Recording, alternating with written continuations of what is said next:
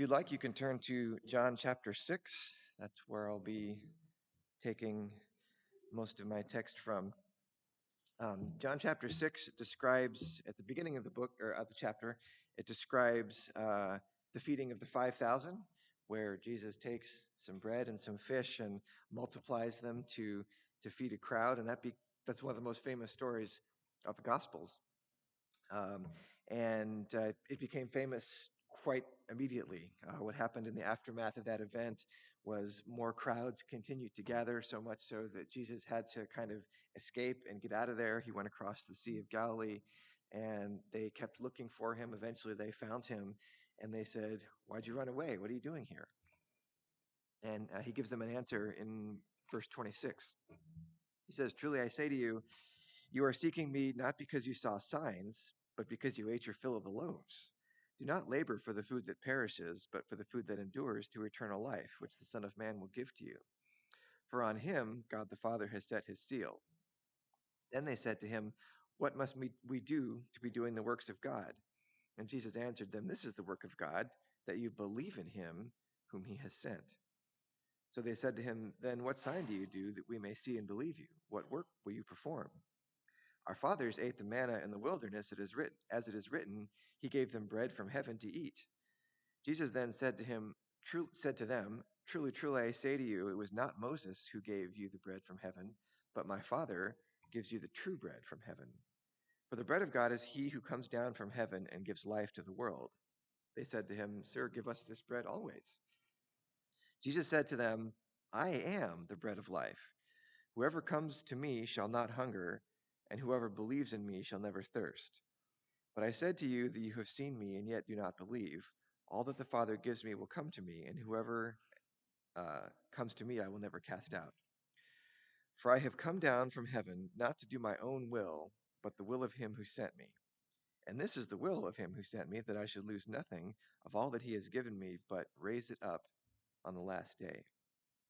For this is the will of my Father, that everyone who looks on the Son and believes in him should have eternal life, and I will raise him up on the last day. I think he's giving them a little foreshadowing here of what will be coming. He says, "I should lose nothing of all that he has given me, but raise it up on the last day." In John chapter 3, he uses similar language, comparing himself to the serpent that Moses raised up in the wilderness, and he says, he himself must also be lifted up. A passage that's commonly understood as referring to his crucifixion that will be coming. His listeners had a lot of trouble accepting this teaching that he was giving them. Further down in chapter 6, he expands on it, where he repeats in verse 48, "I am the bread of life. Your fathers ate the manna in the wilderness, and they died. This is the bread that comes down from heaven, so that one may eat of it and not die. I am the living bread that came down from heaven. If anyone eats of this bread, he will live forever. And the bread that I will give for the life of the world is my flesh." The Jews then disputed among themselves, saying, "How can this man give us his flesh to eat?" So his audience still had a lot of trouble accepting what he was telling them. They were thinking very literally. And so, again, he just really repeats, he doubles down on this metaphor that he's drawing. In verse 53, he says, "Unless you eat the flesh of the Son of Man and drink his blood, you have no life in you.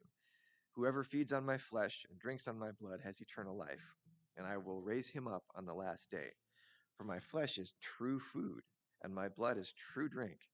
Whoever feeds on my flesh and drinks my blood abides in me, and I in him. As the living Father sent me, and I live because of the Father, so whoever feeds on me, he also will live because of me. This is the bread that came down from heaven, not like the bread that the fathers ate and died. Whoever feeds on this bread will live forever."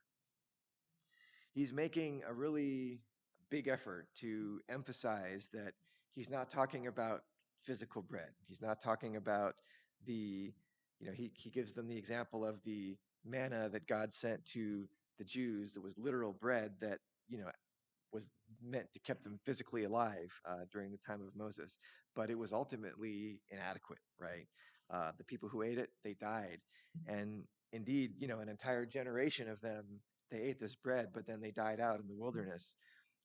And indeed, this whole system, right, the system of the Jewish laws and sacrifices, this idea of a Jewish nation as a specially designated nation, specially chosen people and ethnic group, um, that would ultimately go away. Ultimately, what we need is not bread trickling down from heaven, but we need true food. We need true drink, and that's spiritual food. It's not based on our ancestry or our loyalty to the law of Moses, but as Jesus said, it's through him, and it's based on belief. It's open to anyone. The food he says he is bringing via himself is a better kind of food.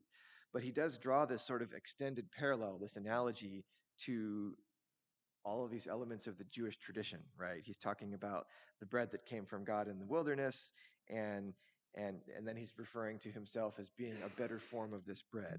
And he does that same sort of thing later on when he takes the Jewish Passover celebration and he turns it into a different kind of memorial, right? He turns it into what we now call the Lord's Supper, where he starts with this tradition that the Jews revered and turns it into something more symbolic and more timeless.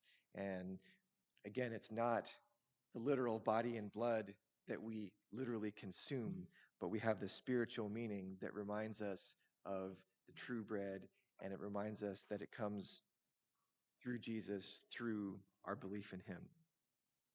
So we remember not just how he was lifted up from the ground and on the cross in crucifixion, and how he did not his own will, but God's. And the significance is not just to those who descend from one nation or one people, but all who believe. And it's not just bread that will keep us alive for another day, but it's true food that will sustain our souls. Let's remember these as we take the Lord's Supper.